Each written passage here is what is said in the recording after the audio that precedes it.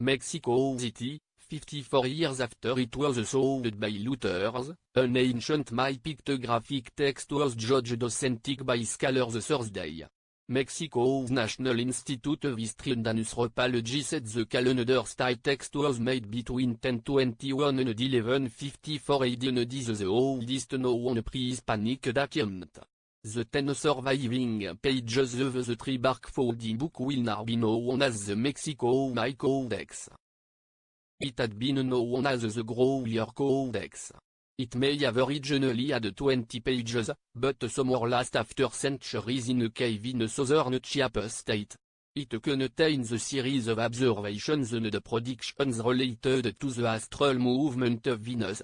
Mayan texts are written in a series of syllabic glyphs, in which a stylized painted figure often stands for a syllable.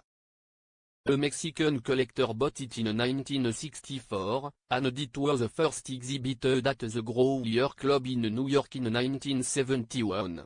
Collector Josué Sáenz returned the book to Mexican authorities in 1974. The fact that it was looted and had a simpler design than other surviving texts had led some to doubt its authenticity. Its style differs from other My Codex that are known and proven authentic, the Institute said in a statement. About 3 years later my books survived an attempt by Spanish conquerors to destroy Mayan artifacts in the 1500s. But the Institute said Thursday that because the book was written so early, it had been created in an era of relative poverty compared to the other works. It said a series of chemical tests proved the authenticity of the pages and the pre-Hispanic inks used to write it. While previous studies had supported the authenticity of the text, it was the end of decades of doubts for the book.